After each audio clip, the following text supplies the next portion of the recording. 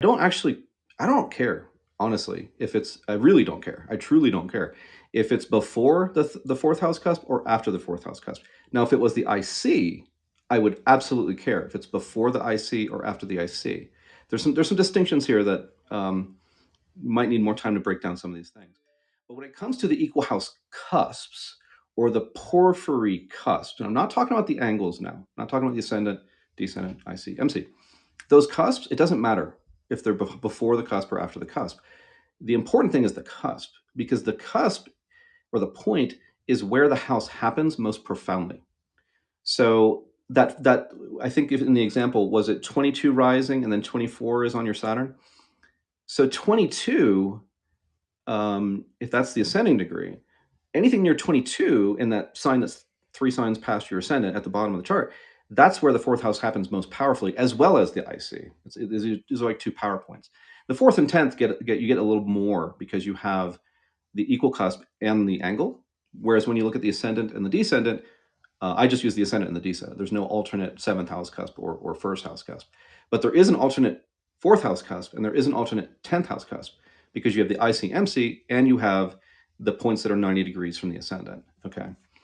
All right. So ANS. So tell me, like, the challenges that you have there. That would tend to be more challenges with friends usually.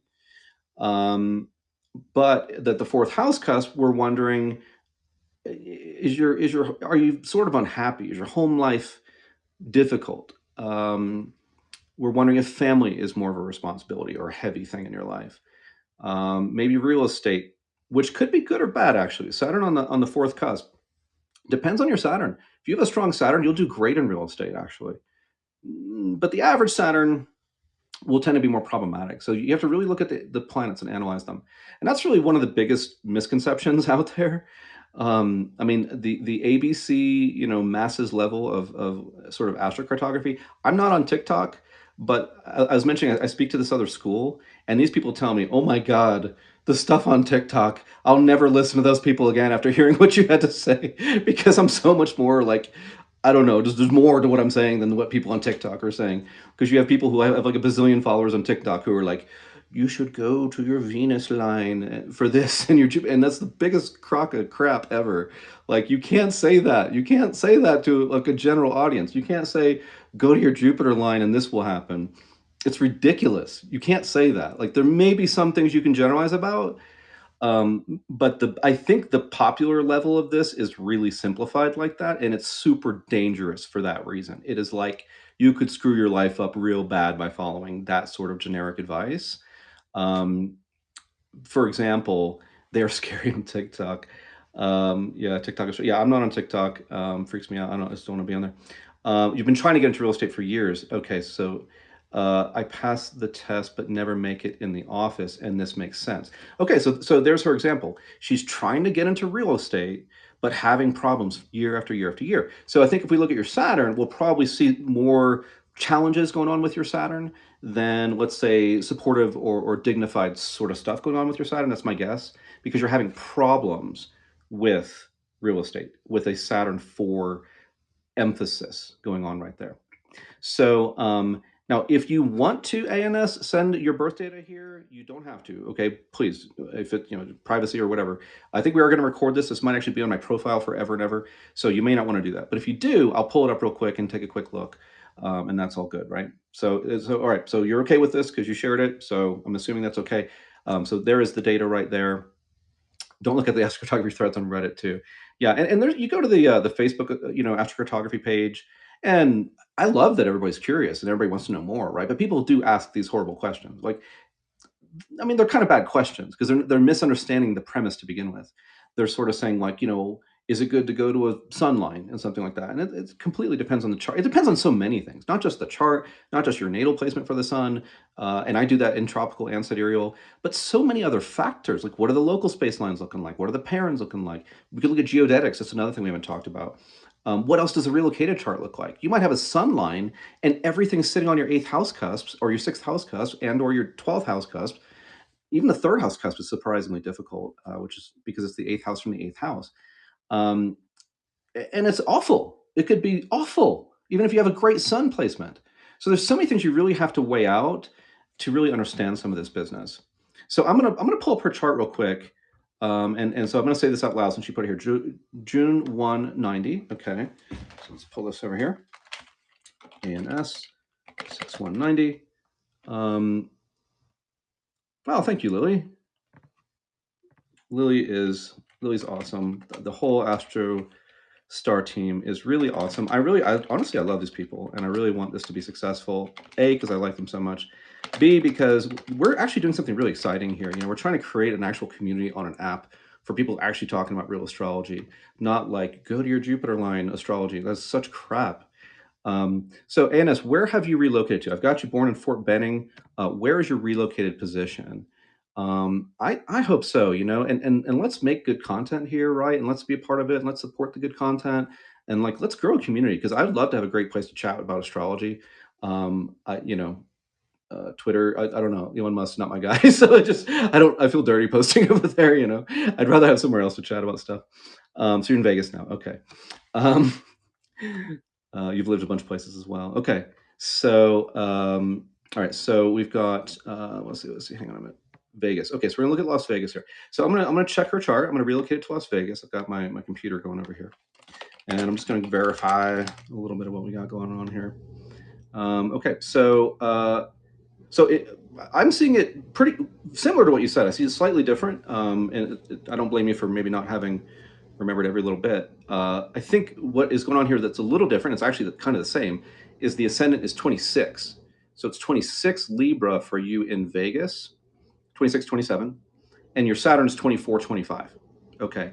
So it's same thing because it's 2 degrees from the ascendant, right? Before we were thinking 22, 24, it's actually 26, 24. So it's kind of the same difference. Yes, definitely. Yeah, there's so much to it. All right, so what we do see here is, first of all, we see Saturn's in Capricorn, which is not a weak placement for Saturn. So that is dignity for Saturn. Now it is retrograde. Retrograde is a complicated little thing, and it can delay things. It also reverses things, and that's a really important principle of retrograde that just the community doesn't really understand that well. And I kind of learned this through a Vedic school that I got exposed to. So, for example, a planet in retrograde will actually give results of the opposite sign. It's so powerful, it's so simple, and it's one of the most important things I've ever learned in astrology. Like right now, Mercury is retrograde in Virgo. So what's going on? There's all these Pisces type issues. Burning Man, tons of water, everybody's flooded out. Florida, hurricane hits this part of Florida that it hasn't hit in like 100 years or something like that. So you will see the opposite sign in a natal chart, any chart, because retrograde means a lot of things. And one of the things it means is like a reversal or opposite of. That's why when Venus is retrograde, it's not like a Venus time. It's kind of like a not Venus time. Venus things are not as sweet and nice. We'll see scary things in the news related to Venus. In my local community, while Venus was retrograde recently, I hope I don't cry when I say this, but there's a 17-year-old girl that I knew since she was young. She committed suicide. We're friends with her parents. Lots of people are friends with her parents. They're a beautiful Pisces couple. Their daughter was Aquarius. She had Sati Sati. The moon went over her Saturn went over her moon. Saturn went over like all her Aquarius planets in recent years. It was right between her moon, I think, and her Uranus when she killed herself. And that was this community doing with Venus retrograde, is this beautiful young woman who committed suicide. So Venus retrograde is more connected with challenging Venus stories, difficult Venus stories. When just a few days before Venus squared Jupiter in retrograde recently, there was the story of the woman in Southern California who hung a pride flag out in front of her store and got shot by a dude because he didn't like her standing for love. That's a Venus retrograde story. A woman died. It was because she stood for love, you know. And even if you think of the opposite of Leo, Venus is retrograde. So what's the opposite of Leo? Is Aquarius. Well, LGBTQ, Aquarius is more of a let's all be who we are and be our own freaky selves, and it's okay, right? So literally, she's killed because she hangs a pride flag. That's a Venus retrograde story. So the retrograde is a tricky piece to this, and it makes it more complicated to interpret because it can do a few different things. So I'm looking at her Saturn now. Saturn is it's opposite her Ceres in Cancer. I'm going to give a talk on Ceres soon. I am going to make the case that Ceres' exaltation sign is actually Cancer. So I think you have a really nice position for Ceres in general, which will connect with some of the abundance and the yummy positive things in your life. But it is opposite Saturn. So that is a challenging aspect. Oppositions are challenging. And so that is limiting to a degree what's going on with Saturn. So it looks like with what Saturn is doing there for you, it's not that that doesn't mean you couldn't be successful in real estate there. So it's kind of like I can see why you're probably even thinking about doing it, because you have a very fourth house Saturn. Now she had said it was in the third, right? Now I'm looking at this chart. The IC is 0 Aquarius. Saturn is 24 Capricorn. So it's about 6 degrees behind the IC. So that is a third house Saturn. So it is actually a third house Saturn as well. And it's emphasized because it is angular. It's within 8 degrees of the angle, but it's on the third house side of the angle. So she's going to have third house Saturn stories and fourth house Saturn stories here. And the fourth house ones are stronger mathematically, so they should be the ones that we hear more, like she's mentioning real estate. She says, I gave up on it. I'm going for an MFA in creative writing and concentrate on writing poetry now. All right, now one of the placements you have here is the moon is in Virgo on the 12th house cusp. And Virgo's good at writing short things. Virgo's good at getting the details of things, the smaller things right. So poems are shorter pieces, of writing. And the 12th house is also very much connected with poetry in a lot of ways. So I think that resonates, right? It's a good expression of that. Now the moon with the 12th very often is a harder time getting what you want in terms of like where you live, like home, or getting what you want in terms of like cozy relationships with all your friends, because the moon wants friends. She wants to be connected to family, connected to friends. She wants to feel safe and supported. 12th house means you're not going to get what you want to some degree with that planet. The things that it normally represents are going to be challenged, and you have to work through the issues of not getting that thing that you want and deal with losses around that thing and isolation around that thing. So the moon is in a tricky spot here. The moon is opposite Mars, which is at the 6th house, which is kind of a strong place for Mars, but it still creates a lot of contentiousness in life, and it creates a lot of stress and challenges. So I'm curious to ask you, how well have you find it to like find your happy home here, and find your happy friend group, and find your happiness with family here? Based on what I'm seeing here, my guess is, I haven't seen your whatever. My guess is that would be a challenge based on what I'm seeing here. So let me know. You haven't found it yet in any state. She's saying, okay. She's saying, yup. Let's see. You gave up on that. Okay. So this place does have a very fourth house Saturn and a very 12th house moon for you. So there are these issues around that sort of letter 4 in astrology, right? The fourth house, the moon. We see even that series in Cancer is opposed by Saturn. So finding your cozy, happy place in life with people, with friends, with family, and all that. That looks to be a challenging piece of this. Now, what I'm doing here so far is I'm just reading her relocated chart, which I say is about half the story. I can get about half the story roughly from that relocated chart. The other half will represent things you can see on a map. And that's going to include the local space lines, which you cannot see in a chart. It'll include the parents, which you cannot see in a chart. So those are important as well. And I'm going to say the parents that you have around Vegas are not, for my money, relatively good ones. And you can tell me if I'm wrong or any of that. But the ones that you are close to right there in Vegas, right north of Vegas, we have a Pluto and Ceres combination, which is that kind of combination from mythology of Hades taking Ceres' daughter for half the year, and then she gets depressed. So grief and loss and some of that kind of, that kind of thing that hurts is often a story with that. It's going to usually make things heavier. Right below Vegas, we see a moon and Neptune line. Now here we go with the poetry, because the moon is creative. The moon's actually a writer in a lot of ways. So the Gauquelin research found that the successful writers, had Mercury or the moon in the Gauquelin zones. So it's been proven by a statistical study that skeptics can't debunk. It's replicated over and over. The moon and Mercury are the planets that tend to show up in the Gauquelin zones of the famous writers. So here we are with moon, and moon especially is a little more imagination, right? It's a little softer, it's a little more feminine. And then we have Neptune, and Neptune does create this sort of beautiful, enchanting, mysterious, wonderful kind of thing. When it's nice, it's like a dream come true. It's like a fairy tale. It's a fantasy, right? So Moon and Neptune is a really good way to work with that in terms of poetry. But it does tend to mean that your emotional life, like within your family, within your relationships, there tend to be a lot of like weird issues around boundaries. There's things that are overwhelming more. So it's not a good one usually for your moon, who wants to have those nice simple relationships that work well and kind of feel good. Neptune's going to say, like the 12th house, this is beyond your control. This is overwhelming. This is a weird boundary. This person over here's got an addiction, and this person, is always like the martyr or whatever. Like there's all these overwhelming things that will tend to happen. So Moon Neptune's really close to there. Pluto Ceres is really close to there. So these are not ones I'm going to go out of my way to recommend to somebody. Now, Moon Neptune sounds good for writing poetry. Okay, so you got to work with what you got, what you're doing, and people will instinctively do that. They'll instinctively kind of make make lemonade out of lemons. There's some other issues here too. Like if I go stretch it a little more, I use about a 1 degree orb on the parents generally. Beyond 1 degree, they're not that significant. Arguably not significant at all. Kind of seems to depend, honestly. But in general, if you stick within 1 degree, you're going to get the major stories. To the north of Vegas, we go almost a degree to the north. We go about 55 miles to the north. We go about 3/4 of a degree to the north. We get a moon Mars, which I do think that one sucks. I'll be honest. I think that's one of the worst. I usually joke with my clients, tell me if I'm wrong here, but if I see that one for a client, I'll say, this is where you go to have emotional pain and a divorce. And everybody always laughs at that one. My delivery is terrible, but the joke apparently is good. It's just kind of, whatever. You can kind of connect with that. And Moon Mars, Moon is very sensitive. Mars likes to punch things in the face. So it's kind of a weird combination. And that one is not usually a terribly happy line either, right?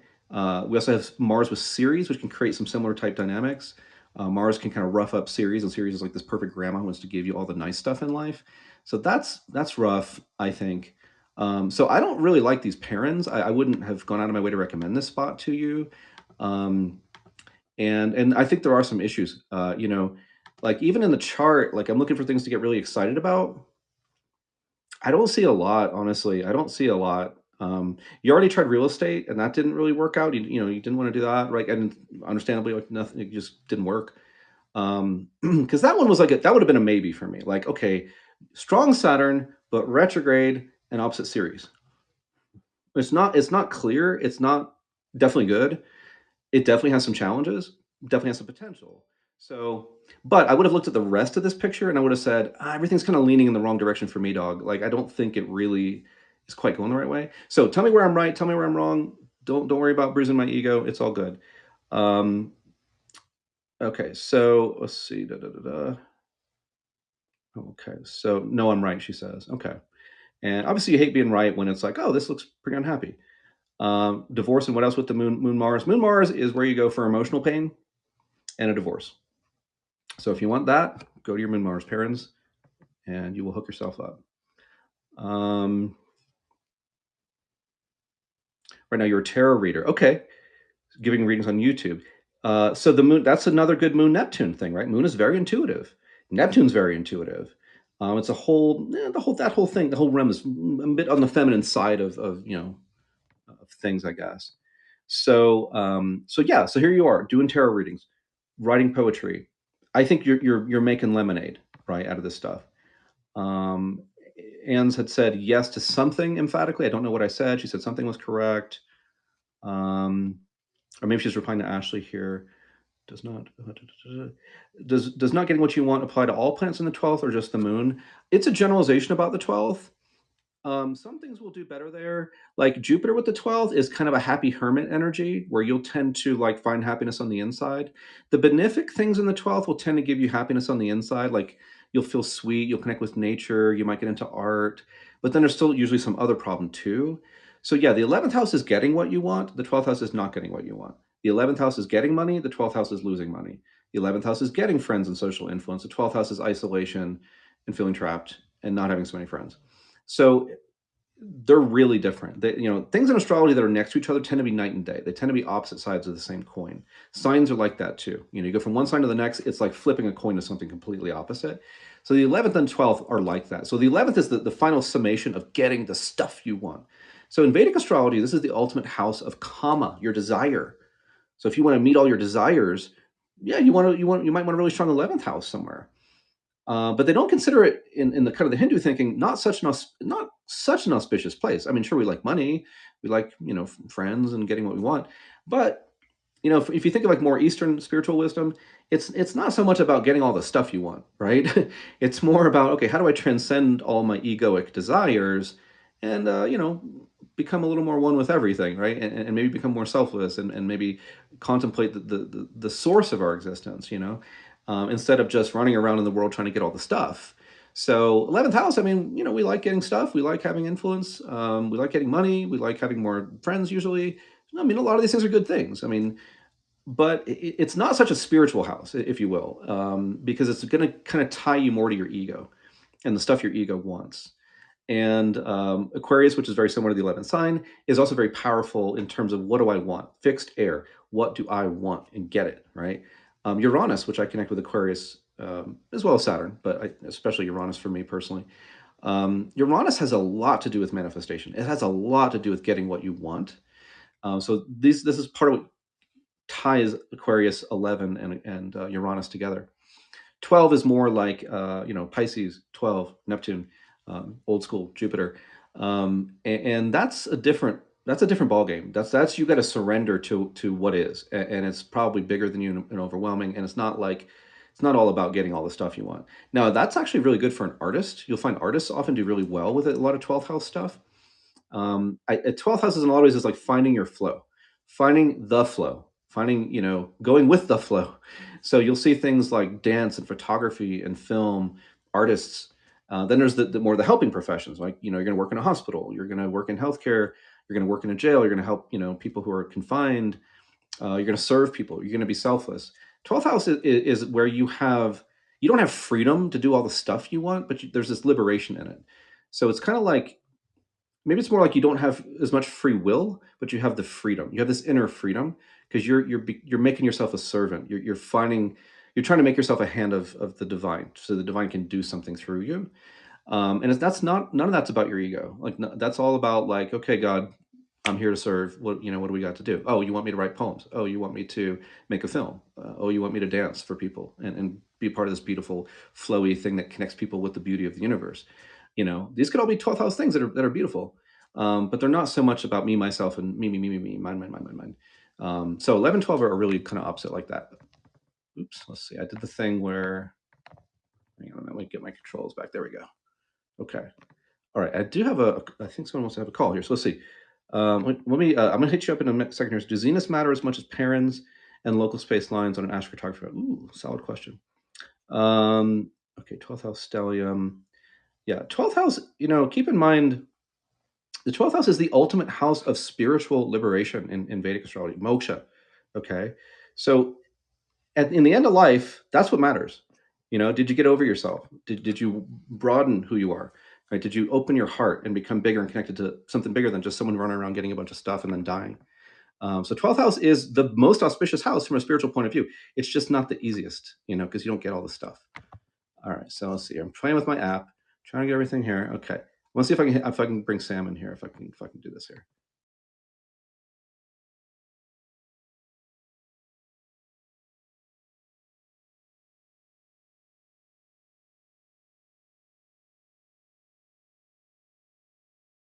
To test the app with you Right. and to see if this works, and it does. So Very I nice. actually will bounce off All and give right. space to someone else who might want to say something. Right on. I Right have a on. question for you. All right. Thank you, All brother. right. Thank Yeah. you. Yeah. Sam gave a live stream earlier this Monday night.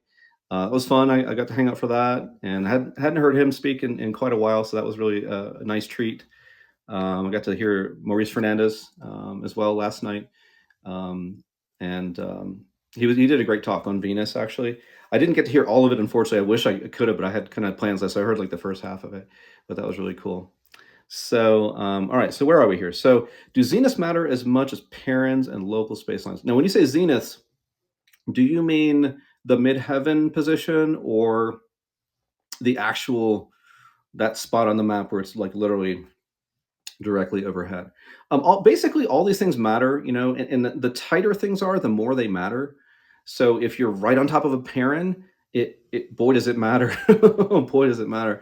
And if you're right on top of a local space line, holy cow, does that matter? And if something's right on an angle, boy, does that matter.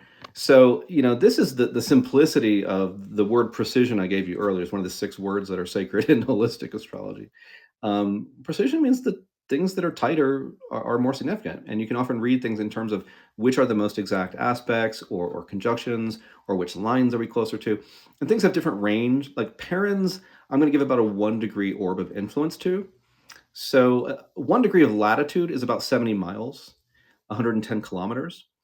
And it's kind of proportional within that. So if you go half that distance, say you go like 35 miles, 55 kilometers, you can say that that parent is about half strong to that position. And sometimes it might feel stronger, but not as consistently. If you're right on top of a parent, you are definitely living with those two gods in your in your life, in your house, in your everything, all the time. So and that's one of the things that is so awesome about this is it really matters. And this is how you can make a distinction between do I live here or do I live a place an hour south or an hour north? So I live in Prescott, Arizona. Phoenix, sort of like as a car would drive directly south, is about an hour directly south of me. It takes me longer to get there because you got to go kind of east and then south. But if I go to Phoenix, I have a Moon and Pluto pairing. I don't feel it where I live. If I go to Tucson, go another, kind of couple hours south of there, I have a Saturn and Pluto pairing. I told my girlfriend recently we're going to go down there. We went down there to see my favorite band, and I was like, "Well, it's my Saturn Pluto parent, so I don't want to spend too much time there because I've done it and it's not that good." So we go down there, and what does happen is her sister lets us borrow her truck because our car or her car was a Spark, which I had learned recently is one of the 5 cars you're most likely to die in. And so I said, I don't know if I want to drive through, Phoenix and Tucson traffic in a Spark. So her sister lets us borrow her truck. And then she kind of tells us after the fact, well, I have a slow leak in the tire. And so you may have to stop and pump up the tire as you go. So yeah, that tire was down to like 18 psi at one point before we caught it, and we had to buy a tire before we came back. So we literally had this like, oh, I hope this tire doesn't go out and kill us. That was me going to a Saturn Pluto pairing for a day. You know, I can go to Phoenix for a day and I have that Moon Pluto pairing, and I'm going to be moody, and me and my lady are going to get into some deeper conversation. It's going to be more intense. Maybe it's good because maybe we get into something we got to talk about, but it's not light.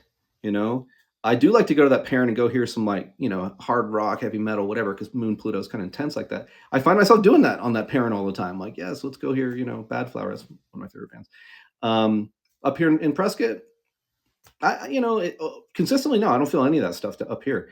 So it really, really, really, really, really, really matters. And you can really make some very powerful distinctions when you start to understand how these things work. And parents are really awesome because they're really just like pure combinations of planetary energies. So if you have, Jupiter Sun, it's just Jupiter Sun. It doesn't matter what Jupiter and Sun are doing in your chart. Now, when you look at local space lines, or you look at astrocartography lines, or you read a relocated chart, you definitely have to reference what's going on in that chart. All the things, all the dignities and aspects and all the fun stuff. Parents, no, you don't actually. They're just kind of pure, they seem to be just pure combinations of two things. And so they just kind of have that's why I can say about that Moon and Mars parent, that's where you go for emotional pain and a divorce. Now where ANS is in Vegas, she's not super duper close to that. It was 3/4 of a degree away, which means it's only about 25% strong there, but it is within range of there. So I'm not super jazzed about that. I wouldn't be if it were me, I should say. So she's not right on top of it. If she were right on top of it, she would have a whole different story of pain in her life than she does, because that line's no joke. That line sucks. It's terrible, and it's pretty classical astrology. I mean, Moon's very sensitive. Mars causes a lot of pain. It's not hard. It's not hard to do the math on that. So yeah, so parents, super awesome kind of thing. I do have a class on this and all that, and we really break down how to do this, and so you can really make some really awesome distinctions. Okay.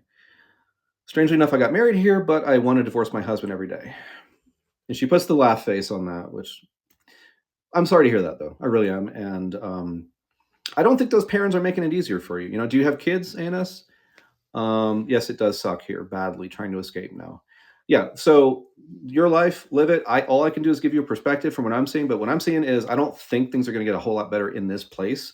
And I don't think you're crazy or whatever for things not going so well. It looks like that's what's in the stars. So yeah, I think if you're thinking I want to go somewhere else, I'm looking at this and going, yep, that looks about right to me too. That looks about right to me too. Um, oh, definitely, Ashley. Thank you.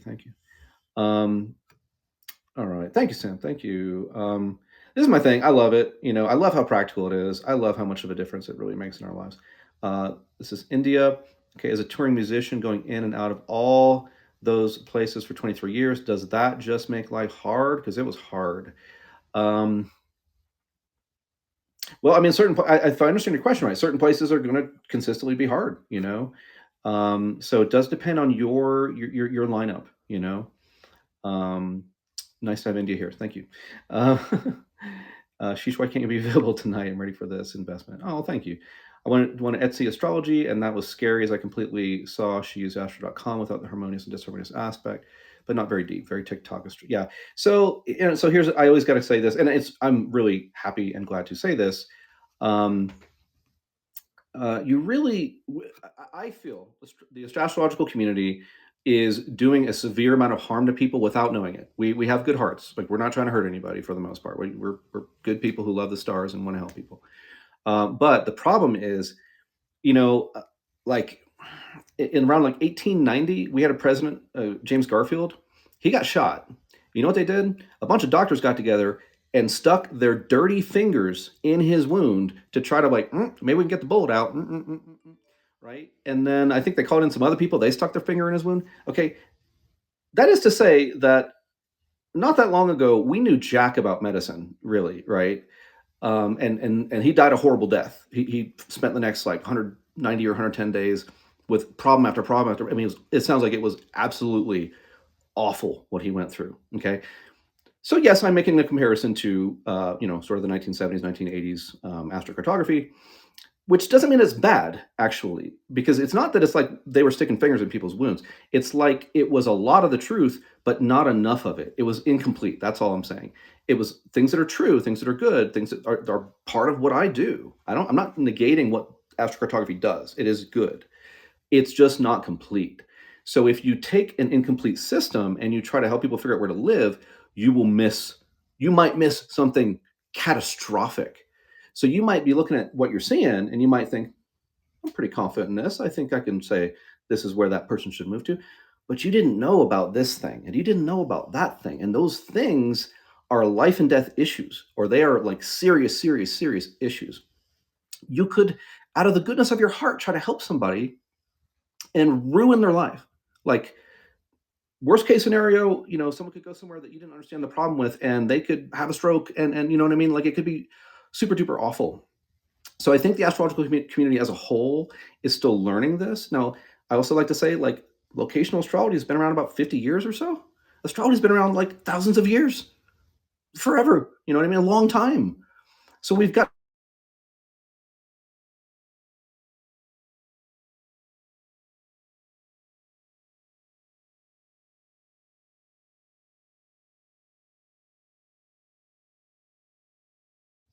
I'm back. Okay. So we've gotten really good at time, right? We've had thousands of years to understand time, to understand cycles. Now, by the way, if you had said something just recently, I didn't see it because those messages are gone now. So we're pretty good with time. We've been doing that for thousands of years. Place, that's pretty new. That's like 50 years old. And mostly people just kind of latched onto the initial ideas. Then Michael Erlewine, thankfully, gave us local space. I'm trying to add a little bit to it all, right? And other people are too. So it's evolving. It's new. It's kind of like early medicine. Don't expect that everybody's going to get it all right. Um, so I think there's a lot of harm being done unintentionally. And so this kind of astrology is at the highest level of things you got to be careful about. Like if I were doing medical astrology, and which I don't do, like I do like a tiny bit, but if I was trying to help people figure out like when to, have a surgery or things like that, that's life and death, right? That's a very serious matter. Location is actually that serious as well. And if you have an incomplete understanding, imagine you can see like half the puzzle, but you can't see the other half. And maybe in this picture, maybe let's call it a painting. Half the painting is beautiful. It's like fantastic. There's the beach and the sun is down, the clouds and seagulls. It's all awesome, right? The other half of the painting you didn't see was the big black blob coming to devour everybody, right? You might have half of that and you might miss the other half. And so you're like, go there, you'll be super happy. You didn't see the giant black blob that's coming to devour everybody. So I think that's what doing astrocartography is like. You can get half the picture maybe and completely miss the other half. And I don't say that because I like saying that, because I know probably, some people probably be sensitive about it. But I'm just saying because I gotta tell you my truth. Like I gotta tell you what I have found, doing all this stuff. And because I do feel a responsibility. Like, I feel like I know some stuff and I gotta say some stuff, because that's not cool if I don't say it either, right? If I'm just keeping that to myself. So I'm starting to get out more and do more stuff like that. I do have a big class on this, which costs money. It's my life's work, right? Spend a lot of time on it, a lot of effort. So but I'm working on getting more ways of getting it out. I am trying to set up a podcast, hopefully by the end of the year. It's going to be called The Soul of Astrology. I'm going to start going into some of these things, so that's going to be one of my ways of hopefully getting the message out a little bit. There's the book I'd love to write. I've been doing this 29 plus years now, and I still haven't written the book, but God willing, and that will happen too. So I'm lecturing, right? I give free talks. People invite me to talk, I talk, because I've been given all these gifts. The least I could do is talk. It's not that hard to talk. So I like speaking to groups and things like that. So definitely. Okay, I'm just going to read some of these messages here. I had a friend today who talked about Chiron line being good. I told him to get a reading with you. Okay, yeah, and any planet could be good, but then there are planets that tend to be hard. And Chiron, they might have the world's best Chiron, and it might be actually great for them, but it's still Chiron too. Just like Mars. Like, you might have a great Mars line and overall do really well with that. You might actually. Plenty of people you can find that with. It is still Mars, so yeah, you got to be careful. Do I always use locational in every client reading if the client isn't moving? Pretty much, but sometimes people just want to look at their life cycles or their relationships, and I might look at it a little bit. I might go, okay, you're looking at your relationship with this new guy. Well, what does his locational astrology look like where he lives? What does yours look like where you live? That'll give me a little more information. Is this location helping relationship in general for either one of you? Is it making it? Does the location practically guarantee that you're not going to have a good relationship? Because some places are that bad, I have to say. If you see a confluence of evidence of that, it's very precise, there's a lot of it, what are you going to do? I mean, if astrology works at all, if it's very, very consistent and saying the same thing over and over, you cannot get around it. I mean, we'd like to think that we're that powerful, and we're not. Like, I don't know, as above, so below. And when the as above says something emphatically, guess what's going to happen below? It's gonna happen emphatically. So, and as mentioned, she's trying to get out of her marriage every day, or she's thinking about divorcing every day. And I'm seeing Mars and Aries on her 6th house cusp, opposite Moon and Virgo. It's at the end of Virgo and the beginning of Aries. Moon and Virgo on her 12th house cusp. That's not making it easier in her relationship, right? The Moon might feel confined and trapped in a certain way, and Mars is going to increase that contentiousness. And the 6th house cusp, a lot of people don't know how powerful it is, or the 6th house in general. It is a very difficult house for a relationship in general, as far as the one-to-one marriage. Like, it is the worst house for that. It is where you don't get along with the person. You're not compatible, and so that will tend to create problems. That cusp and very tight connections with that are some of the things that we don't really want to see in a relationship. Now, ANS, one of the things she has here. Now, a lot of people. Okay, let's do basic astrocartography here. Basic astrocartography for her chart. This is a great example. Thank you for this. She has Venus at 3 degrees of Taurus. That's actually the exaltation degree of the moon, which is one of the reasons why you're a great tarot reader and poet. I'm assuming. And the descendant is 27 Aries. So Venus is 6 degrees from her descendant in her 7th house. So guess what the ACG astrocartographers are going to say? Love, relationship, happily ever after. She's telling me that's not what's up, right? And it's because the astrocartography doesn't recognize the moon on her 12th, Mars on her 6th, the Saturn on the 4th it doesn't even see, like I can see here. And it might not catch all those parents either. Hopefully it would, but it might not. So even though Venus in the 7th looks like that's good for relationship potentially, and she did get married here, so it's not that she hasn't had a relationship, but all the other evidence is saying right? So that's the whole picture. That's why you got to see the whole picture. And this is what I have done. Like 20,000 times somebody has lived somewhere, I've analyzed it and I've said, is this true? Is what I'm seeing and what I think I'm seeing, does it fit their experience? Yes or no? And if it doesn't, what's wrong? What am I missing? I got to talk to them. I got to figure this out. So you do that enough times, you get a better idea of how these things weigh out. And it does take time to figure some of that out. I think it is teachable. I think it is learnable. but do not expect it to happen overnight, right? You're going to need some practice. You're going to need some time because there's a lot of things to balance. You got to balance a lot of stuff, and you got to understand. Well, this is kind of strong. This is really strong. This normally would be good, but in this case, it kind of looks bad. One of the reasons why those people who are saying go to your Jupiter line, sometimes they're wrong because some people have Jupiter in Capricorn. Okay, that is the fallen sign for Jupiter, and I see it all the time. People with Jupiter in Capricorn, which is by the way great for Capricorn stuff. It's great for career usually. When a planet is sort of weak in essential dignity in a sign, what happens is the planet is weak and the sign is strong. That's one of the reasons that I think honestly the traditional astrologers tend to just put it more negatively. Oh, that's not a good Jupiter, right? And I think that's not true. And the modern astrologers just throw the whole baby out with the bathwater, and they just go, we're not even going to listen to the fact that it's in its fallen sign because that's just fatalistic and negative. So they don't even want to hear it. They're just like, hands over my ears. I don't want to hear that Jupiter and Capricorn's problem. The traditional astrologers are like, oh, it's a problem. It's a big problem. It's very, very bad.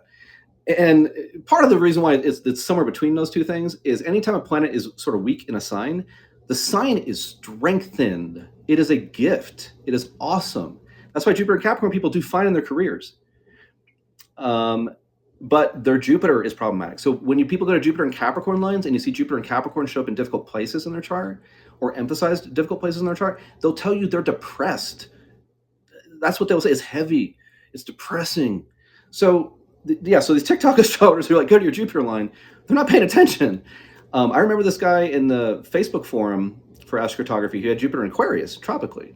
And he's like, I go to this line, it's at the midheaven. I'm like, why isn't it good for my career? It's like been kind of crappy. Because in your sidereal chart, it's in Capricorn. And that is the hardest place for Jupiter. Jupiter doesn't get Capricorn. It's got very little to nothing in common with it. He is depressed, literally depressed in that sign. So Jupiter has an issue there. It's a price that you pay for the Capricorn gifts that you have, but it also gives you something to work on with regard to your Jupiter, where you're not as aware of some things as you could be, and that's kind of a blind spot. You got to shore that up over the years. So this is one of the reasons why you got to be really careful with that generic advice, because any planet can absolutely suck, and any planet can be pretty great actually too. But you got to learn a lot of these things to kind of analyze that. And one of the things I want to say today is you got to do the Western and you got to do the Vedic. I know that's horrible news to some of you. I know. Here, let me cry on my shoulder. Okay, here's a tissue. Okay, but let me put it this way: if you want to do locational astrology, if you want to say, I think this place does this and this place looks like this, if you don't pay attention to the other zodiac, you will miss some very big things, and you will miss things that can wreck people's lives. And you can't do that. And now that I've told you that, you can't do that without doing it, anyway. Because why would you want to do that, right? It's not worth the $200 they're going to pay you to wreck their life. Trust me, that's really bad karma. So you got to be a lot more careful with how these things really work. And so, common example I give is, let's say you see Venus in Libra and you're a tropical astrologer, and Venus looks pretty good to you, and you're like, let's work with this Venus. This Venus is going to be good for a relationship. What you're not paying attention to is there's an 80% chance that she goes back into Virgo in the Vedic chart. If it's like below 24 degrees roughly, it's going to go back into Virgo. That is Venus's hardest sign. I have it in my Western chart. It's a mixed bag. It's good and it's bad. It's challenging and it's awesome. But that is a tough Venus sign. That is her most difficult sign. So the tropical astrologer is looking at one part of the elephant, is holding the tusk, and it's like, man, this tusk feels strong and smooth and strong, and man, this is great, right? And the sidereal astrologer is holding the tail, right? And it's stinky near the butt, and they're like, man, don't go near this Venus line. It's terrible, and a bad Venus line is bad for Venus things. It's going to be harder for your relationships with women. It's going to be harder with money. It's going to be harder with women in general. You might have certain intense women in your life, or women who are having health issues in your life, or different things like this. So if you don't see that both of those are true, you're going to really misunderstand what's going on. If you don't see that Jupiter in Aquarius is actually in Capricorn in sidereal, you're going to miss it too. So how about this? What if you got Jupiter in Capricorn in your Western chart, but Jupiter in Sagittarius in your sidereal or Vedic chart? Well, the sidereal astrologer is going to say, this Jupiter line's fantastic. I love Jupiter in Sagittarius. He's going to miss the fact that it's in Capricorn in their tropical chart, and that's guaranteeing some depressing stuff, basically, as well.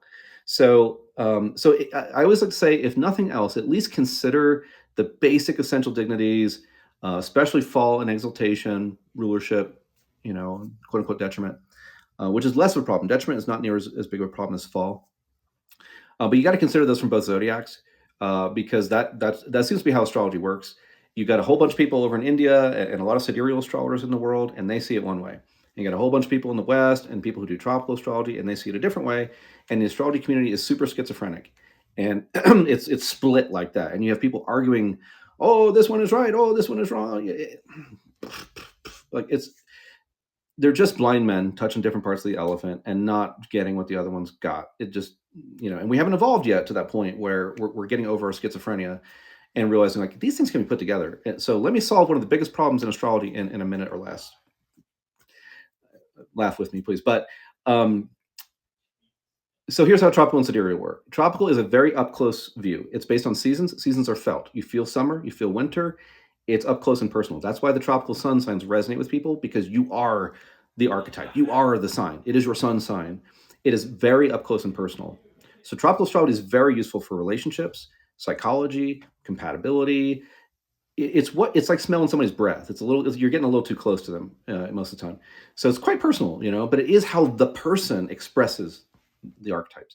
Sidereal astrology is objective. It's at a great distance. It's like looking at the stars, not the seasons. The stars are super far away, but you can see them at a great distance. So you can see the facts of a life. It's like the Wikipedia page rather than the yearbook photo. It's like this person did this, their life was like this, their family life was like this, their career was like this. That's sidereal astrology. That's why Vedic astrologers often have a reputation of being more accurate, because they just read just the facts, ma'am. This is what's going on in your life. And it's not so up close and personal. And I don't like sidereal as much for relationship compatibility because it's not as personal. It's like this is the objective long distance view of you. So the tropical astrologer is up close to that elephant. It's like feeling all the parts and it's smelling it and it's like getting the texture of all the parts of the elephant.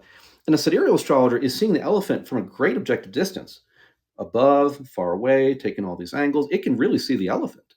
The tropical astrologer can tell you how this part feels and how this part smells, right? And all you got to do is integrate those two, and the problem is solved. And I can demonstrate that a million ways. That is how it works. And Sam, I still got to find that quote from Kriyananda to see if that's in there, because I don't know. Maybe it is, right? I looked at one of his books. I didn't see it in there, but it wasn't the one we were talking about. So anyway, I'm still looking for that quote from him. But anyway. So anyway, that's tropical sidereal. Holistic astrology is we got to be curious, we got to be humble, we got to be flexible. Let's be open. And I want to say, if a bunch of astrologers believe one thing and a bunch of astrologers believe one thing, and they're different, real good chance they're both touching different parts of the elephant. And if you want to understand the whole picture, you should check it all out. You should figure out if these things can be integrated. Things don't have to contradict each other if they're different. They can kind of be forming a more well-rounded picture. So anyway, I'm going to go back to these comments here. Okay, that's too bad, ABC. Guess question: is Houston a good spot? Okay. Well, I might be able to get to that real quick. Let me see. Oh wait, where are we at here? Okay, talking about podcasts. Oh, thank you. Yeah, I'm looking forward to it. Okay, Composite Davison. Can we look at my real kid chart? If you guys want a reading, please book a consultation. Use locational for long distance relationships or in their composite chart. I'm not sure if I understood that question, John. I'm sorry. I know someone who had the worst time moving to Vegas for his girlfriend and they broke up. Yeah, I mean, getting a good place for a relationship is harder than well, maybe not surprised, because astrology reflects life. That's if it doesn't reflect our lives like a mirror, it's not doing its job. It doesn't work, but it does work if you understand it properly. So relationships are hard, and so most places will quite often look hard for a relationship. Unless you got someone with this sort of karma where they're bound to have some good relationships, then you'll find a bunch of places where they could have good relationships. But it is frustrating. It is hard sometimes, because I do work with, let's say I work with a woman and she really wants to meet the love of her life, and I will do my damnedest to find that the places where I think she has the best chance of that. And if we work hard enough, we can find some spots, most likely. But for some people, it's like, well, this place is good for your career and your education, but it's bad for a relationship. And sometimes it's like that. Like everywhere you go, God, and this place sucks for relationships. Oh, and this place sucks for relationships. Oh, and this place sucks. And I got to look at it like, what would I tell myself? What would I want to know if this were me on the other side of the consultation? I got to be compassionate and considerate, but honest. I'm not gonna lie. I'm not gonna be like, oh yeah, this place looks great for a relationship. Go to Vegas. I mean, I believe in karma 1,000%. So I'm sure as heck not going to do that. Um, okay, the traditional system is great for horary electional. Yeah, I love all kinds of astrology. I wish we could all kind of like learn from each other more. Um, experience, blah blah blah. Get some LOLs and yeses. Apparently, I said something funny. It's probably just something I was channeling for the moment. What about Venus and Virgo conjunct the Senate in a relocated chart? Oh, funny you should ask. I do have a story about that one. Um, Midpoints. I'm not sure what that midpoint question was.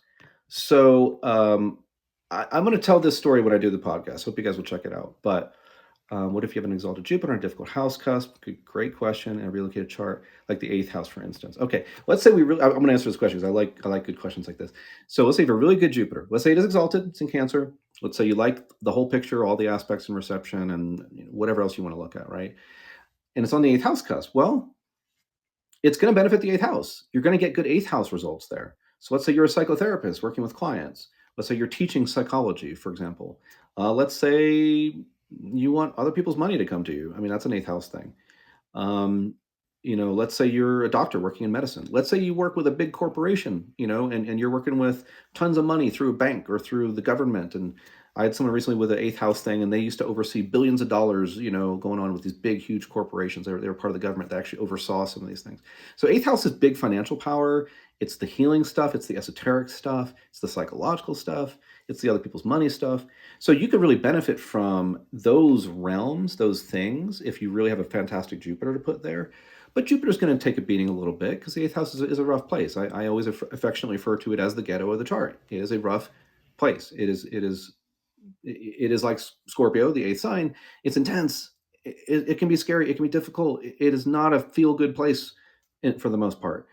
But people that need to be doing those deep things that we just talked about, which can include astrologers too. Eighth house is very esoteric. They may need those eighth house placements to do the work that they're doing. I have a friend who does this amazing psychological work, working with people with trauma, helping liberate people from trauma. Cutting edge, brilliant work she's doing. And she lives with this Venus eighth house cusp placement. And she is scared to death of relationships. She got, engaged for a minute and it ended really quick. It's not that easy for her relationships, but she liberates people like doing the most beautiful work. So eighth house, you kind of pay a price in a way. You gotta kind of be sort of in your own ghetto a little bit to help people in that ghetto a little bit, which means you gotta be personally through some difficult circumstances, often to help people in the most profound ways. And the eighth house is often like that. So anyway, a little bit about that. No problem, Anas. Hey, astrology is rich, and there is a lot to it. So there's nothing wrong. And where you are, man, you're in a great place for doing tarot readings. I mean, and part of why you're good at tarot readings is you have Venus at the exaltation degree of the moon. That is 3 degrees of Taurus. So you really connect to the exaltation is the more spiritual, the lighter, the finer, and the intuitive is a huge part of that. And the moon has a lot to do with intuition, mother's intuition, right? Famously, even just women tend to be more intuitive. So your Venus, what you're awesome at, which is by the way angular in your 7th house, so you can come before the public with your YouTube channel, doing readings, bringing that exalted moon stuff to the people. And Venus is in Taurus, so we can make some money with that hopefully too. Okay. Let's see. Well, you guys are awesome. I have Venus in Virgo, so I have a hard time taking praise in sometimes. But let's see.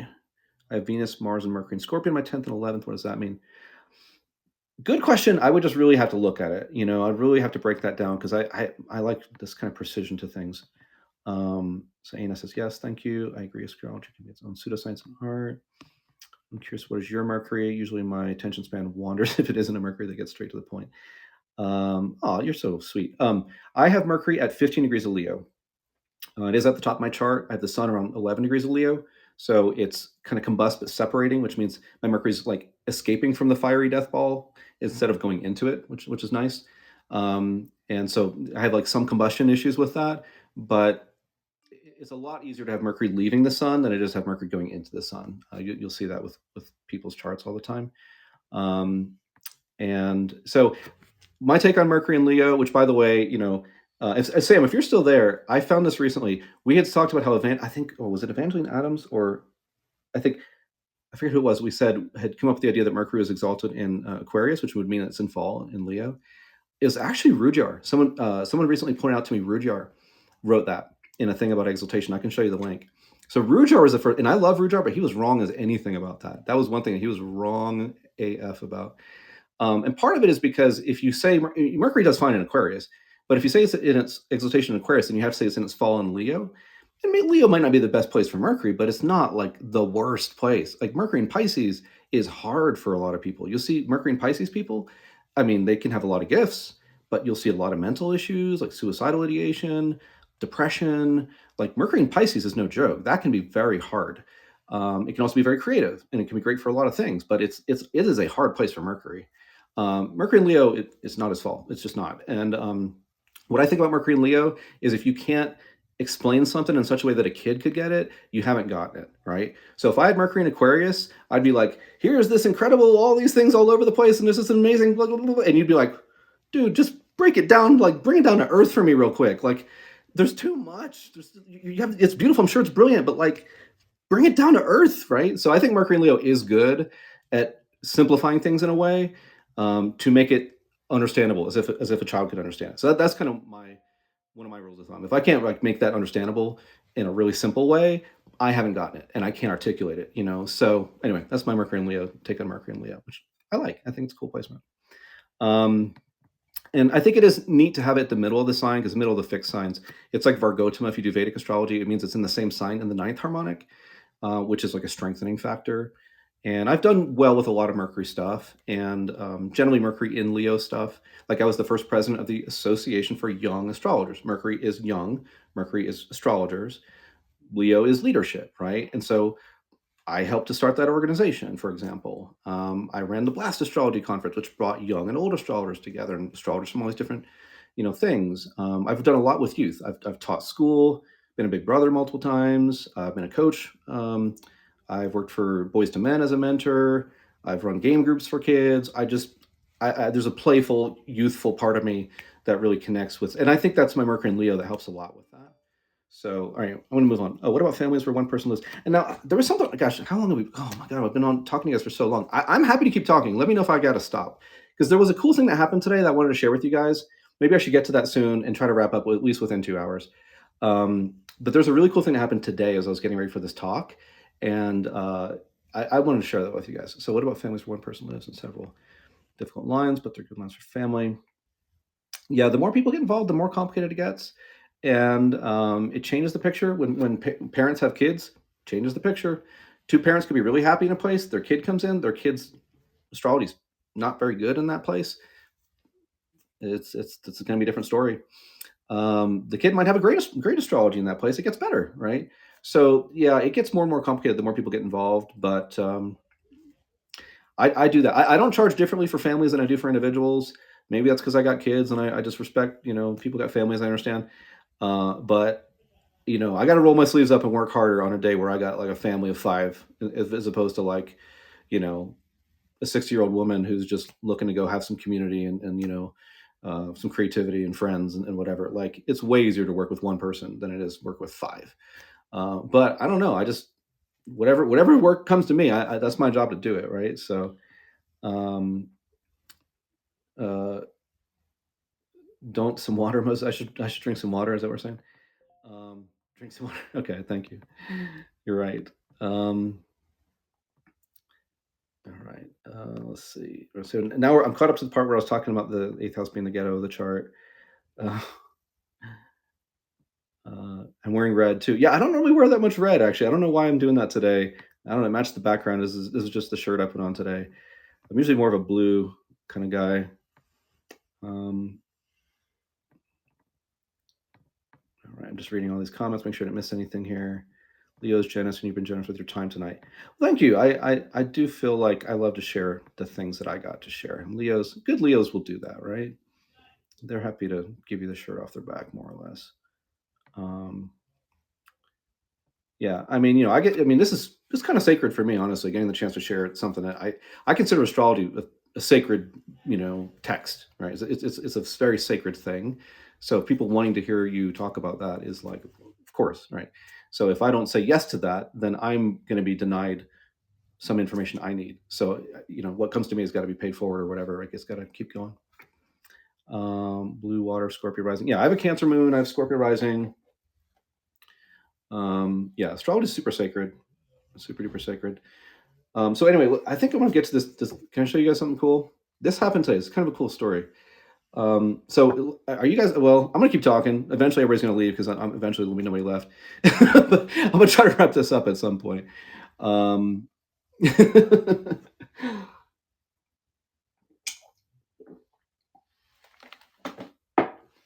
So I go to Panera Bread Company today.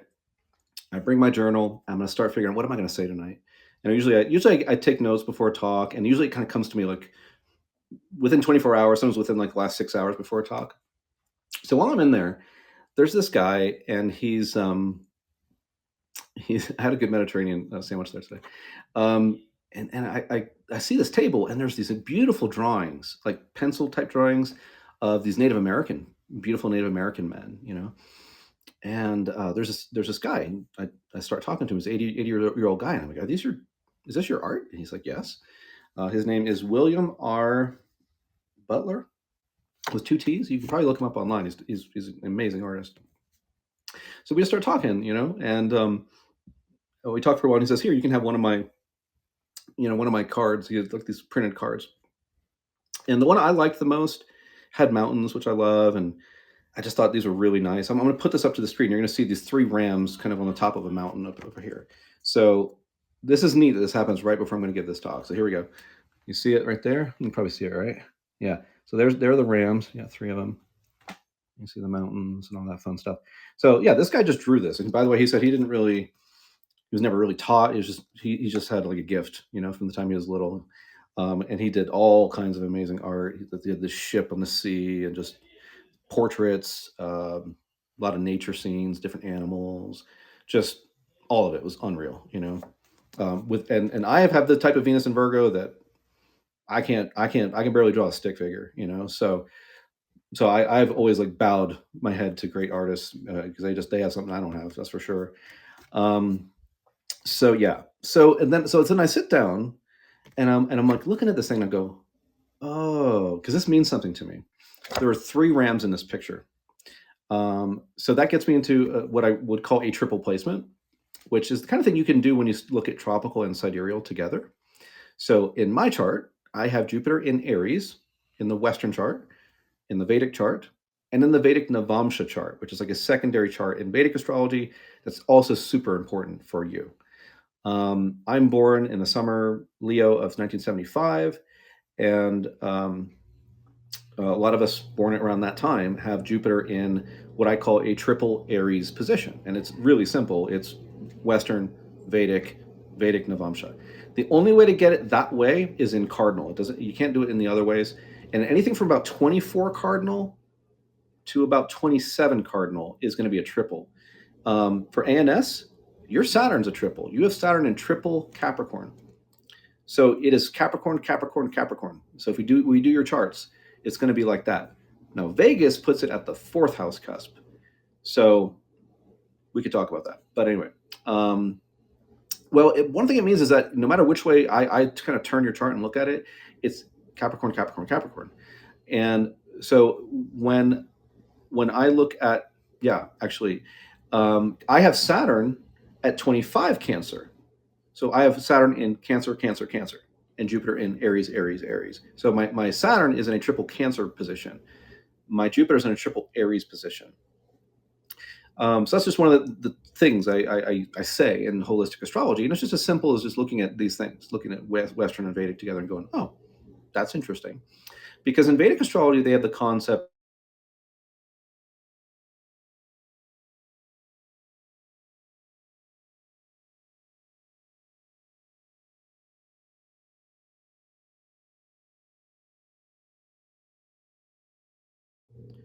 I'm back. Okay. So in Vedic astrology, there's a concept called Vargotama.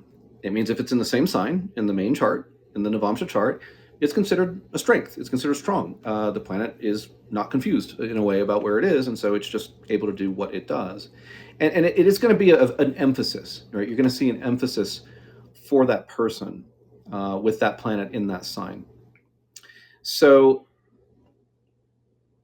I only realized this about myself a couple of years ago. Yeah, it's yeah. Mercury's retrograde too. We got to throw Mercury some kind of a bone here. So Mercury says, look, let me mess something up for you, and we won't make it too bad. We just have to like bring the app back up and come back. And so we bow to Mercury and honor him. He is a trickster. He likes to mess with us a little bit, keeps us on our toes, keeps us make sure we have a sense of humor, don't take things too serious, make sure we don't get too frustrated over, little things. He likes to mess with us a little bit, and we love Mercury. So that's all good. Um, Good. I'm making a good argument for learning Vedic. See, this is the kind of thing you can do. When you start looking at these things, you start to realize, oh wait. Now, let me make the case real quick that aspect, and it's a close square, right? So Jupiter, Aries, square Saturn, and Cancer. It was only like a couple years ago I really realized, oh, that actually describes me and my life and what I'm about really, really well. And here's why. Um, Saturn in triple Cancer. Now, Saturn is in his detriment in Cancer. It's not all good by any means. So if you look at my chart, I have Saturn on the ninth house cusp in the Porphyry house system. It's a degree and a half from the ninth house cusp. Now, the ninth house cusp is actually a very awesome place. The eighth house could be an awesome place, but it is that scary ghetto energy too. Ninth house is like going to Disneyland, going to visit, going overseas and having some nice trip. Ninth house is not hard. Ninth house, the Vedic astrologers would say this is connected with your good past life karma. This is dharma. This is blessing. This is quite positive. So my Saturn in Cancer is with my ninth house cusp, which is, if you want to strengthen a planet, you want to put it in a place where it is uplifted by its position. It's in a good, blessed place that's connected with things like good karma and good fortune and more of a dharmic life. Ninth house cusp. So notice the people who have a planet on their ninth house cusps, Porphyry and equal house, and you'll see like this is kind of where they're lucky. This is where they get to living a life of dharma. They do something that hopefully is positive and helping people. There's a blessing there of some sort. It does kind of. I mean, and I'm going to take myself out of this question. I'm going to say about everybody else but me. You will see people who are kind of special in certain ways, and they will get special opportunities to do certain things, and they'll be blessed to follow a certain dharma in a certain way. So that's true of other people. Okay, back to me. I do locational astrology. I've been blessed to do it. I've been doing it for a while, kind of built a reputation for that. So why is that relevant to Saturn and Cancer? Now, here's what's interesting about the ninth house. In Vedic astrology, the ninth house has a lot to do with the father. Saturn, authority figure, can have a lot to do with the father. That's more of a Western thing, more ancient Western. So, my father was a decorated Vietnam, vet. He saved people's lives. He got shot at. He came home. But he killed himself when I was a kid. I was 13 months old. I'm sure Vietnam fucked him up. And so, that part's not a great part of my father's story, right? That I didn't grow up with him. He was gone by the time I was 13 months old. So, not great. Sad story. Saturn and Cancer, a lot of sad stories in there, issues with fathers, issues with, family separations and things like that. Okay, but it's not all it represents. And so Saturn, one of the things it represents is like real estate. You'll see when Saturn's in a strong position in people's charts, they'll tend to have better luck with real estate. Saturn is real solid stuff like careers and real estate. Cancer has a lot to do with home, right? Cancer has a lot to do with like getting your happy home. So I realized one day, oh, I help people figure out where to find their happy home, like where to find like where they want to live, where they want to like go buy the real estate or whatever, right? So what I do is very Saturn and Cancer because now, so you see the ninth house side of it now. That's my life. That's my work. I help people with that. Now, Jupiter in Aries is in a very tight square to this, and it repeats throughout all these three major charts that I like to look at. So let's now add a different piece to the picture. Well, Jupiter, okay, something we have is hopefully one of our gifts. Like we only have, one Jupiter placement. Ceres is also like another great benefic in your chart that people don't really know about. But Ceres is also awesome, like your Jupiter is. But Jupiter's part of where you might be awesome, part of where you might have something good going on in your life, and you have a gift there, you have grace there. God has blessed you in some way in that area of your life. So Aries, Aries, Aries. So I am in a lot of ways very Aries. It's in my sixth house, seventh house if you do Vedic. Trine's my midheaven, and I have always been this kind of Aries kind of guy in a sense.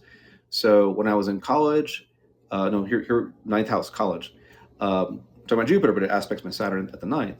I started a student organization called Share, Seeking Harmony and Reaching Enlightenment. And we got together all these college kids in Athens, Georgia, who didn't want to get drunk every night, but wanted to like study spirituality and do positive things together and learn all these different things. I started a magazine. I have some copies when I was a kid in college. I created this magazine. I ran it out of my bedroom. There were 13,000 copies at the end going around Athens, Georgia. And it was literally called The Catalyst Promoting Goodness in Athens, Georgia. And I did that for a while. And there's some of them right here. So this is Aries, like independent. I'm gonna do my thing. I'm gonna do what I think is positive, right? I'm gonna start the student organization. I'm gonna just start it. I'm gonna start this magazine. Just gonna start it, right? I'm gonna go. Let's start an association for young astrologers. I end up being the first president. I don't see enough conferences going on for young astrologers. I'm gonna do my own conference. Let's call it the Blast. Let's bring the old and young, and the Vedic and the Western, everybody together. When the Kindle is becoming a thing, and ebooks were becoming a thing, I'm like, I've always wanted to write a story. I'm gonna write epic fantasy novels. I wrote 2 epic fantasy novels. They did all right. First one did all right, actually. I had fun with that. I did a bunch of things with that. And so there's this quality to me where I'm always going to be like, I get an idea, I get an inspiration, I'm going to do it, right? And so there's kind of a pioneering quality to Aries. Aries is like, I don't care what everybody else is doing. Here's what I'm doing. Follow me if you want. I don't care. I'm doing what I think is right. I'm doing what I think is positive. I'm gonna do my best. So that there's a lot of that in me. And I give that a lot of credit for like picking me up when I get down. That Jupiter and Aries, like get up, get up, go, right? So now I put together the locational astrology part, the Saturn and Cancer part, with this Jupiter and Aries part, which is kind of like more pioneering, more innovative, more let's do your own thing, let's go your own way. And it's very sixth house in my chart. So my jam in life is working with clients. Like every day I work with a client, generally every day, one or two, but usually one. And I'm going to focus on that person, and I'm going to bring everything I've got that I've learned and help that person the best I can. Jupiter's conjunct Chiron in Aries in my sixth house, and it's in that aspect to the Saturn within a degree in that aspect. So back to AstroStar, what we are doing here is very Aries right now. It's new, it's bold. It's like, okay, let's not have just a lot of like cheesy astrology. Let's have some real astrologers who take this stuff seriously, and let's have some live streams. Let's build a community. Let's make some things happen.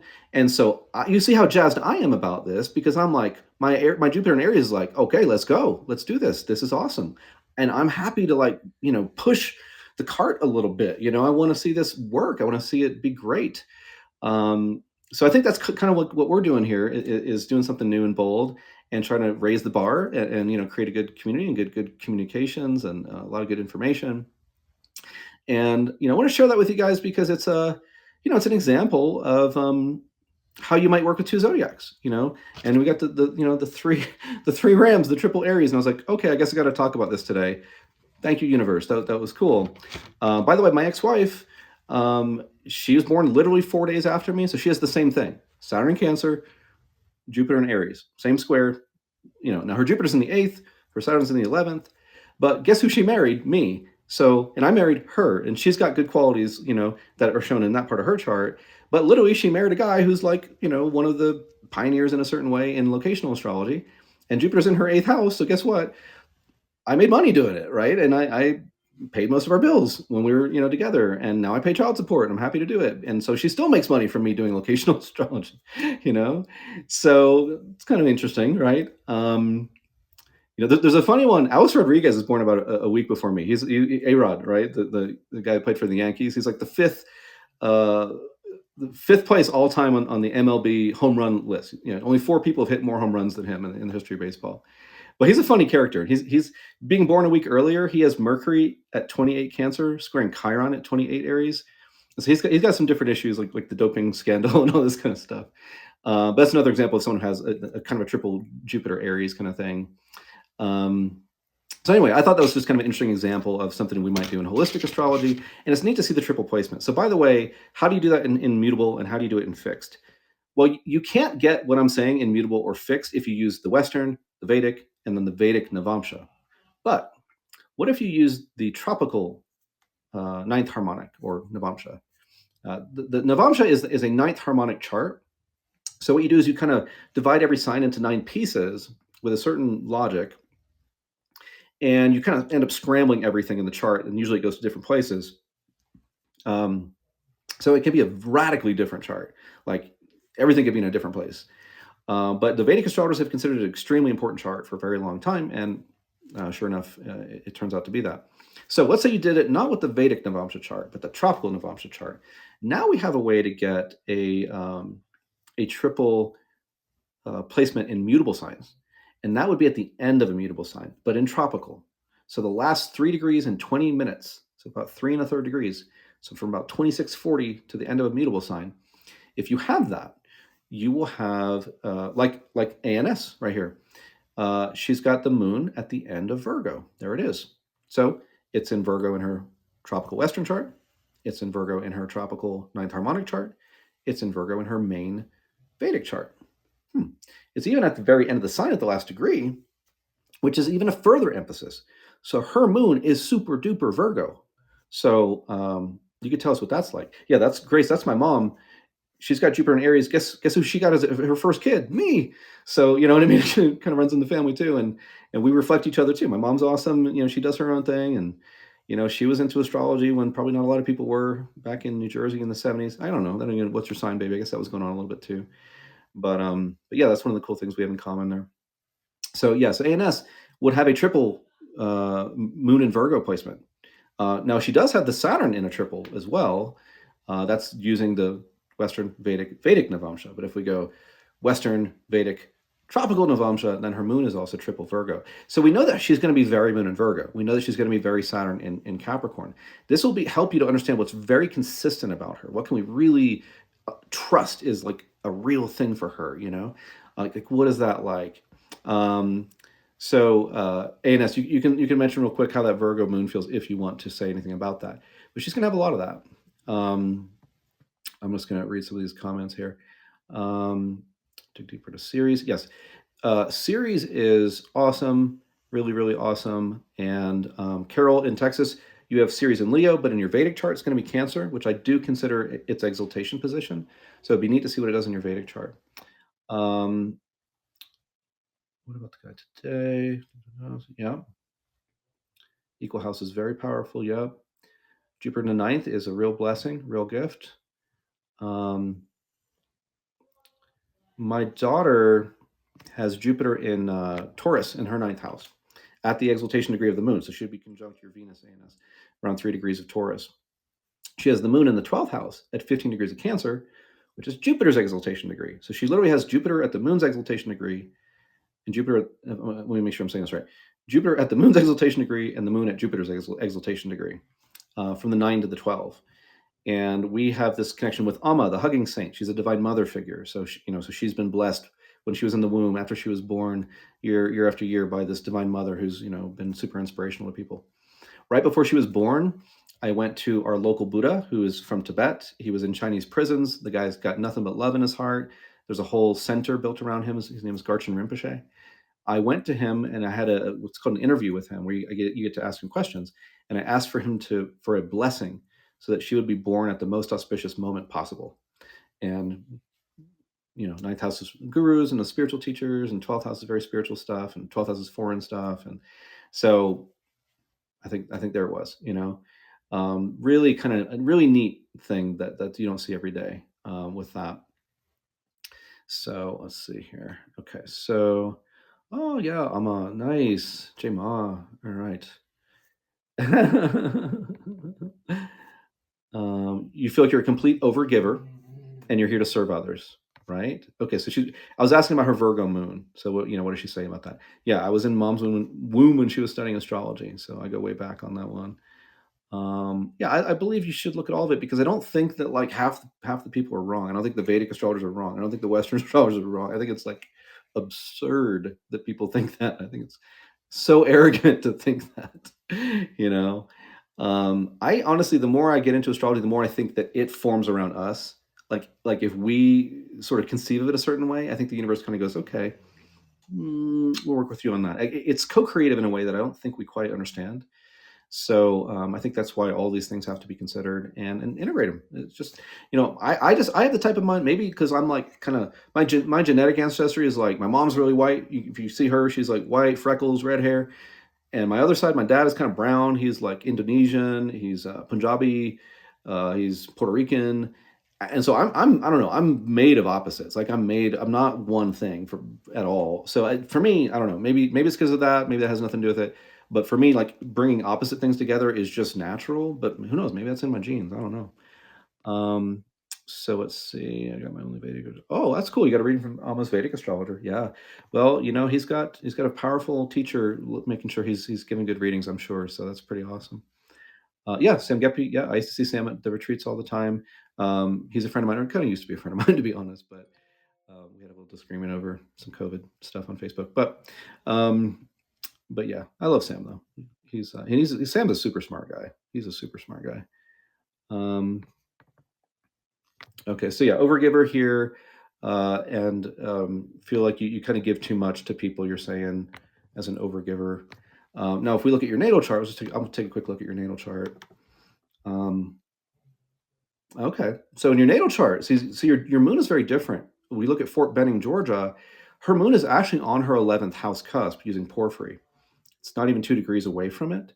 So in that corner of the world, you have a very 11th house moon. You go to Vegas and places that you're going to follow a certain curve I could show. It's a very 12th house moon, and that's real different. That is again the difference between that house of like having more of the things that you want, and versus a house of not. But you got to look at lots of pieces of this puzzle. So I think that's one thing you probably picked up from me today. There's a lot of pieces to this puzzle, and you have to understand how to measure and weigh these things out. How powerful is this local space line? How powerful is this astrocartography line? How powerful is this parent? How powerful is this parent with this parent with this parent? What does that combination look like? What's going on in the relocated chart? What's really strong in the relocated chart? What's not really strong in the relocated chart? How do these parts of the relocated, right? So you can see there can be a lot of pieces to put together, but once you understand how to identify the pieces and how strong they are, then you can try to like form a picture out of those pieces, like a bunch of dots you connect to understand what something really is. That's what you do when you get deeper and deeper and deeper into this.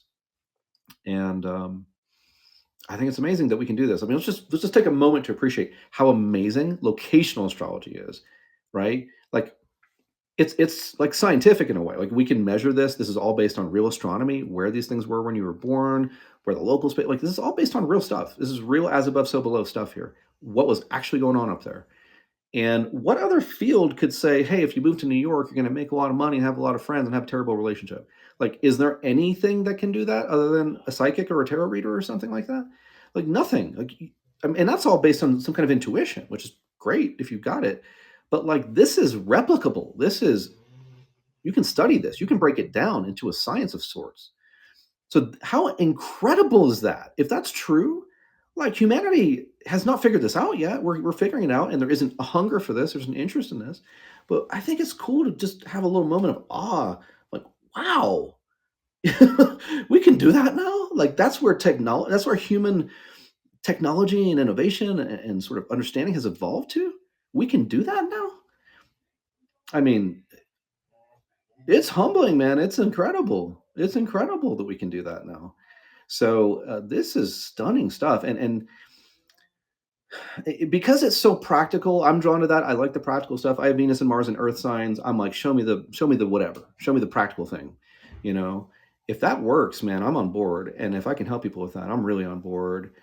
And because we can actually do that now, ooh, there's so much room for growth. There's like, humanity is, who knows? There could be some downside to this too. I mean, you could probably use it to hurt people if you wanted to. Like, if you wanted to mess somebody's life up, you could be like, hey, go to this line or go to this place.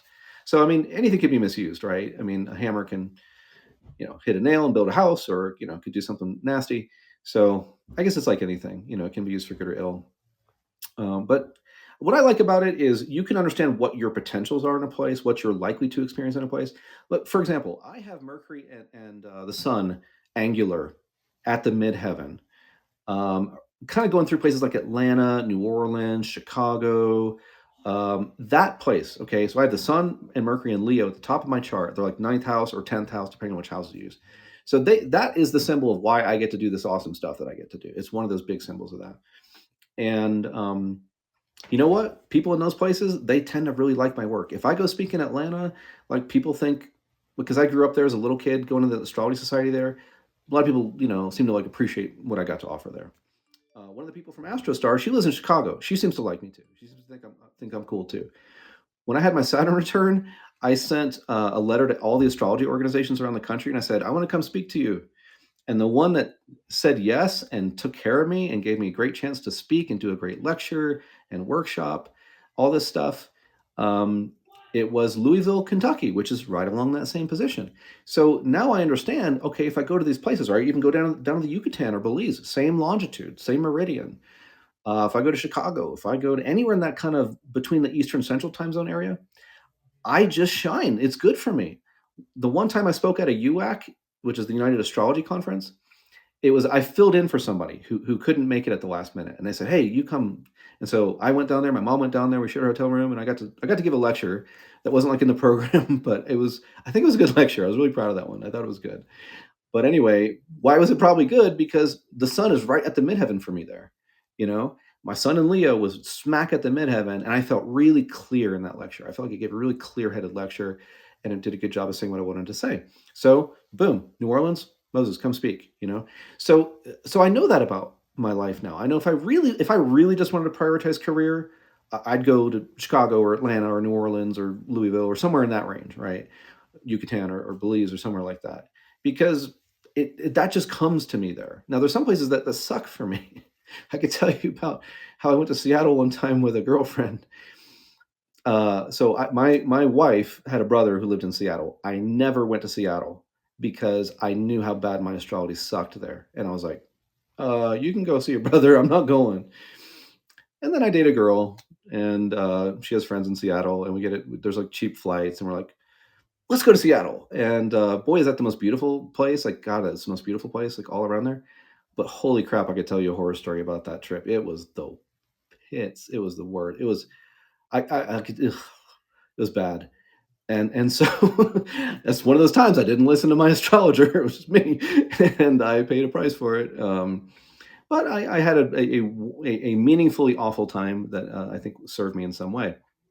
So that's just pretty useful information, right? Oh, maybe we might want to wrap up. We're getting close to 2 hours here. So someone had asked a question about Venus and Virgo on the ascendant. So I moved to a place where I had Venus and Virgo on the ascendant. That was in Maui, in Hawaii. So I moved there May 6th of 2000, and I knew Venus was rising for me there. I think back then I didn't understand quite as much maybe the challenging part of Venus and Virgo, but Um, I also had an incredible moment to work with. So there was a Jupiter and Saturn conjunction, which only happens every 20 years. And it happened in Taurus when it happened in 2000, tropical Taurus, sidereal Aries. And you can see what happened in the world around 2000. George Bush came in, 9/11 happened. There's a very Saturn and Aries quality to that the tropical astrologers just can't see because they're not paying attention to that. So George Bush, in a lot of ways, was kind of a Saturn and Aries kind of figure, and that's a whole different story. So anyway, Jupiter conjoins Saturn right on top of my descendant, right above my descendant in my seventh house. And so I'm looking at that before it happens, and I'm like, well, that looks like a big, powerful new beginning in relationship. I wonder if I could use this moment to, create some way to meet my life partner. So I moved from Durango, Colorado, to Maui, where a friend of mine from college, actually the guy that took over my student organization after I turned over the reins to the next president, was him.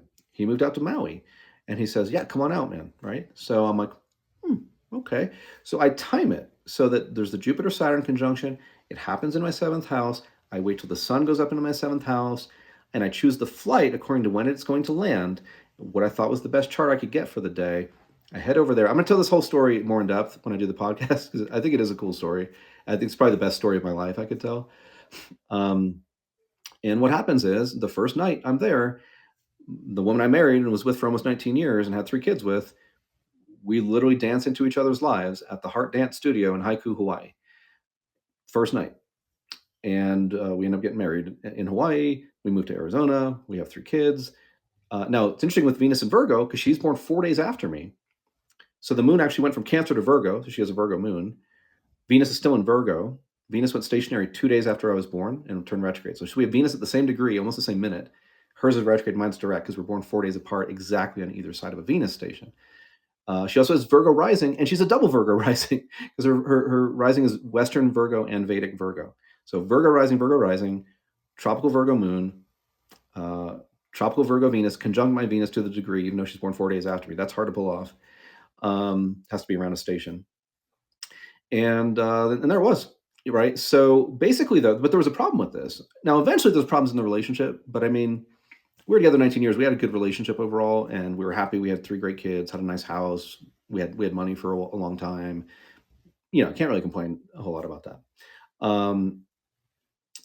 But now Maui, living on Maui, it was great with her because I met her. Venus also rules the 7th house in my tropical chart because I'm a Scorpio rising. So I meet her. We live together. We have this beautiful house. Uh, it was like $900 a month for this place off the grid. We had like avocado trees that would not stop making avocados. Like there's an outdoor shower and a pond, and you can see the ocean. I mean, it was like heaven. It was paradise. It was off the grid. Even it was interesting. Um, but my life was not perfect there. My social life sucked. I could not really get a lot going on there. I had a friend. He's a Vedic astrologer. I had some friends, but like overall, I don't know. It wasn't that good. Particularly with my work, I was kind of struggling more. Like I tried to get a job teaching math at a school, and I lost it to the other person who applied. It was like even that I couldn't do. And it was I had a health issue. My back gave out in this really weird way, and I was like 25 years old. Like that shouldn't have been happening. So there were a lot of problems. There were kind of first house problems. I had an issue with my body, my back. Socially, I wasn't connecting as well with people as I'd wanted to. Even career wise, it was more like it was that Virgo Venus energy. It wasn't like the expansion of like say Venus and Pisces. It was more like there's problems. So it was really a mixed bag. It was great with meeting my partner.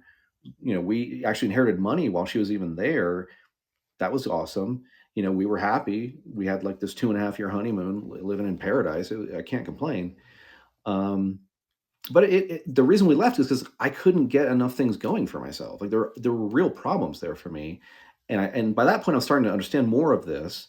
I didn't understand enough of it, like all of it yet, but I understood more of it, and I'm like, we end up in Prescott, Arizona, because it looked like a better situation. And in many ways, it was. It was very, very good for a very long time. And then we got toward the mid 40s, and then you have all these midlife crisis transits, and Pluto opposed our Saturns, and all kinds of stuff like that happened.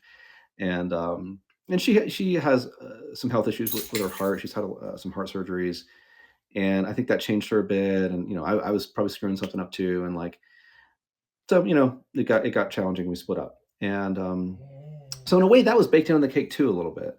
That Venus and Virgo thing. It was really a great Venus and Virgo relationship for a long time. We had a lot in common. We liked the same music and food, and we lived in this house where a tree went through the deck, and it was like this very earthy environment in the woods. And so there's a lot of beautiful things about that. But in the end, Venus is the heart, too. I mean, the sun is a heart.